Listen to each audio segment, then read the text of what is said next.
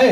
اب حضرت امیر حمزہ فرماتے ہیں او ابو جہل یہ سن، محبت کا اب معیار یہ ہے کہ اب صرف بھتیجا نہیں مانتا بلکہ اللہ کا نبی، اللہ کا رسول بھی انہیں مان رہا ہوں کہ وہ اللہ کے نبی ہیں، اللہ کے رسول ہیں، کلمہ پڑھ رہا ہوں، مسلمان ہو گیا، لا الہ الا اللہ محمد رسول اللہ، اور فرماتے ہو سب گواہ ہو جاؤ تمہارے سامنے آج سے امیر حمزہ محمد رسول اللہ کا غلام بن گیا ہے۔ وہاں سے چلے نا، ابھی رستے میں سوچ رہے یار حمزہ جذباتی فیصلہ تو نہیں ہو گیا، یہ تو جذبات میں آ کے وہ مسلمان ہو گیا، حضور پر ایمان لے آیا، سوچ رہے ہیں، روایت میں آتا ساری رات نیند نہیں آئی حضرت امیر حمزہ کو کہ یار میں نے دین چھوڑا ہے اپنا، میں ان پتھر کے خداؤں کو چھوڑ آیا ہوں جن کی خداؤں کی عبادت میرے باپ دادا کرتے رہے، ساری رات سوچتے رہے۔ اب اٹھے رات کو اللہ سے دعا کی، کیا دعا کی ہے؟ اے میرے مولا اگر یہ حق مذہب ہے تو میرے دل کو کھول دے، اگر محمد رسول اللہ حق ہیں تو ان کی محبت کو میرے دل میں بٹھا دے، ورنہ مجھے اپنے دین پر لوٹا دے۔ اب جب صبح ہوتی ہے محبوب قریب کے پاس آتے ہیں، عرض کرتے اے محمد صلی اللہ علیہ وآلہ وسلم تمہیں نبی تو مان لیا ہے لیکن میں ابھی بھی شک کے اندر موجود ہوں، ابھی بھی میں کشمکش میں موجود ہوں، ابھی بھی ثابت قدم نہیں۔ میرے آقا اب ہاتھ اٹھائے اور فرمایا اے میرے مولا میرے چچا کے لیے میرے چچا کے دل کو کھول دے اور جو دین اسلام کی حقانیت ہے وہ ان کے دل میں ڈال۔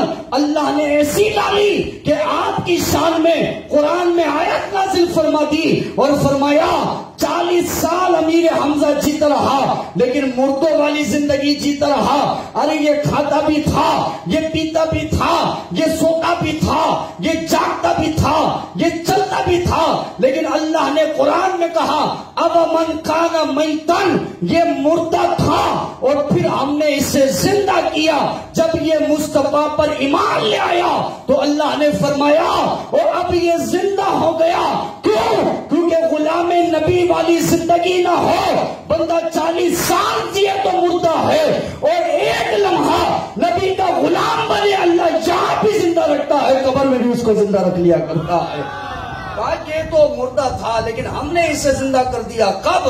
کہ جب یہ کلمہ پڑھ کے مسلمان ہو گیا۔ اب ما کان میتن فاحیینا، آیت کا مطلب یہ ہے، وہ آیت کا مطلب سمجھا رہا ہوں کہ 40 سال زندگی گزاری لیکن اللہ نے فرمایا کہ مردہ تھا، مردوں والی زندگی گزار رہا تھا۔ کیوں؟ کیونکہ دل میں محبت رسول نہ تھی، اللہ کی محبت نہ تھی، کافروں کے دل میں اللہ اور اس کے رسول کی محبت نہ، وہ مردہ ہے، مردوں والی زندگی ہے اور ایک لمحے کے لیے نبی کی محبت آج اللہ زندگی عطا فرما دیتا ہے۔ اور کیسی زندگی عطا فرمائی؟ میرا آقا کریم صلی اللہ علیہ وسلم نے ارشاد فرمایا جبریل امین آئے اور آ کر جبریل امین علیہ السلام نے مجھے یہ پیغام دیا، یا رسول اللہ صلی اللہ تعالی علیہ وآلہ وسلم میں آسمان کے دروازوں پر دیکھ کر کے آیا، آسمان کے دروازوں پر لکھا حمزہ اسد اللہ و اسد رسولہ، کہ امیر حمزہ آپ کے چچا کی شان یہ ہے کہ آپ کا چچا اللہ کا بھی شیر ہے، اللہ کے رسول محمد رسول اللہ کا بھی شیر ہے۔ میں نے یہ آسمان کے دروازوں پر لکھا دیکھا یا رسول اللہ آپ کے چچا حضرت امیر حمزہ کے لیے حمزہ اسد اللہ و اسد رسولہ۔ میرے عزیز دوستو یہ حضرت آج کے دن جو دن گزرا ہے، آج کے دن آپ شہید ہوئے احد کے میدان میں، حضرت امیر حمزہ رضی اللہ تعالیٰ عنہ، اور آپ میں سے جو عمرے پہ گئے ہوں، جو حج پہ سے گئے ہوں، امیر حمزہ رضی اللہ تعالیٰ عنہ کے مزار پر گئے ہوں، تو خدا کی قسم شان اور مرتبہ کیا ہے۔ حضرت علامہ یوسف بن اسماعیل نبہانی رحمت اللہ تعالیٰ علیہ لکھتے ہیں کہ ایک شخص مصر سے اس وقت حج کے لیے نکلا ہے کہ جب مصر میں قحط سالی تھی۔ قحط سالی کیا ہوتا ہے؟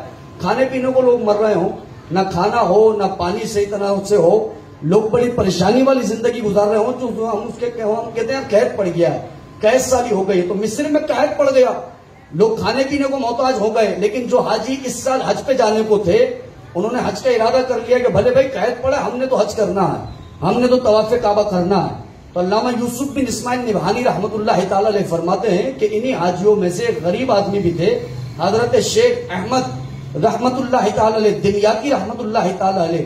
آپ نے 2 اونٹ خریدے، اتنا ہی پیسہ تھا بس، 2 اونٹ خریدے، اس اونٹ پر جتنا مال تھا سب ڈالا، ایک اونٹ پر اپنی والدہ کو بٹھایا، دوسرے پر خود بیٹھے اور سفر حج کو نکل گئے۔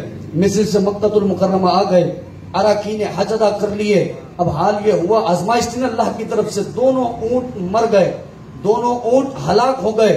حضرت شیخ احمد دنیاتی رحمت اللہ تعالی علیہ کو جب یہ خبر پہنچی کہ میرے دونوں اونٹ کے جن پر ساز و سامان بھی لے کر کے جانا تھا، سارے معاملات تھے، وہی کل اثاثہ تھا، وہ دونوں مر چکے ہیں۔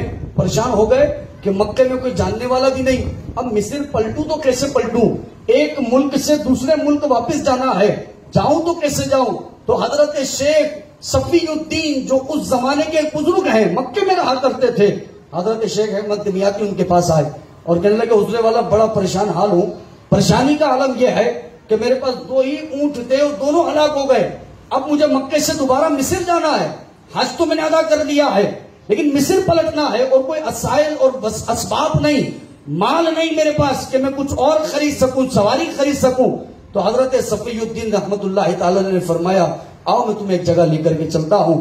پہنچے کہاں؟ سید الشہداء امیر حمزہ رضی اللہ تعالیٰ عنہ کے مزار پر، کہنے لگے خدا کی قسم ہمارا یہ تجربہ ہے کہ جو سچی نیت اور عقیدے کے ساتھ حضور کے چچا کے مزار پر آ جائے اور آ کر دعا مانگے، اللہ ان کی دعا کو قبول فرما لیا کرتا ہے۔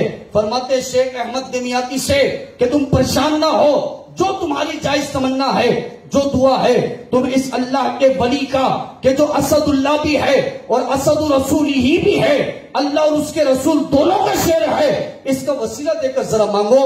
شیخ احمد دمیاتی رحمت اللہ تعالی علیہ حضرت امیر حمزہ رضی اللہ تعالیٰ عنہ کے مزار پر التجا کرتے ہیں، تھوڑی دیر میں پلٹتے تو والدہ کہتی حضور والا آپ کا کوئی مکے میں تلاش کر رہا ہے، کوئی معلوم کر رہا ہے۔ شیخ احمد دمیاتی رحمت اللہ تعالی علیہ اس بندے کے پاس پہنچے تو دیکھا ایک جاہو جلال والا انسان ہے، وائٹ داڑھی ہے، چہرے پر بڑا روب اور دبدبا ہے، بڑا نور چمک رہا ہے۔ شیخ احمد دمیاتی رحمت اللہ تعالی علیہ دوڑے، ان کے ہاتھ کو چوما اور چومنے کے بعد کہنے لگے حضور والا آپ مجھے ڈھونڈ رہے ہیں جبکہ میں آپ کو جانتا نہیں، آپ مجھے نہیں جانتے۔ وہ بزرگ کہنے لگے شیخ احمد دمیاتی سے کہ تمہارا کوئی مسئلہ ہے تو ہمیں بتاؤ۔ کہا حضور میرے 2 اونٹ تھے، دونوں ہلاک ہو گئے، میں نے مصر جانا ہے۔ کہتے کوئی مسئلہ نہیں ہے، آؤ میرے ساتھ۔ حاجیوں کے خیمے میں لے گئے، جو خیمہ مصریوں کا خیمہ ہے۔ جا کر وہ بزرگ کہنے لگے کہ یہ دمیاتی ہے، اس سے اور اس کی والدہ کو ہمارے کہنے پر تم نے اپنے ساتھ واپس مصر لے کر کے جانا ہے۔ اتنا کہہ کے احمد دمیاتی فرماتے میں ان کے ساتھ مسجد کی طرف آ رہا تھا، انہوں نے مجھے کہا آپ جائیے اور نماز پڑھیے۔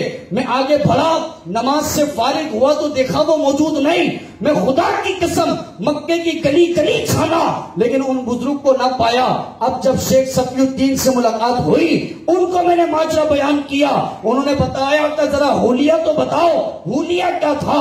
کہا بڑی جاہو جلالت تھی، بڑا عالی شان قد تھا، بڑی چہرے پر داڑھی تھی، بڑا نور برس رہا تھا، بڑا اعلیٰ قسم کا امامہ تھا۔ وہ حضرت صفی الدین فرماتے ہیں اور دیکھا، کہا تھا نا یہ حضور کا گھرانہ ہے، ان کا وسیلہ دو۔ پھر دیکھو اللہ کیسا مسئلہ حل فرماتا ہے۔ فرماتے یہ کوئی فرشتہ نہیں تھا بلکہ خود امیر حمزہ جو تیری مدد کو یہاں پر تشریف لے کر کے آ چکے ہیں۔ نعرہ تکبیر، نعرہ رسالت، نعرہ حیدری۔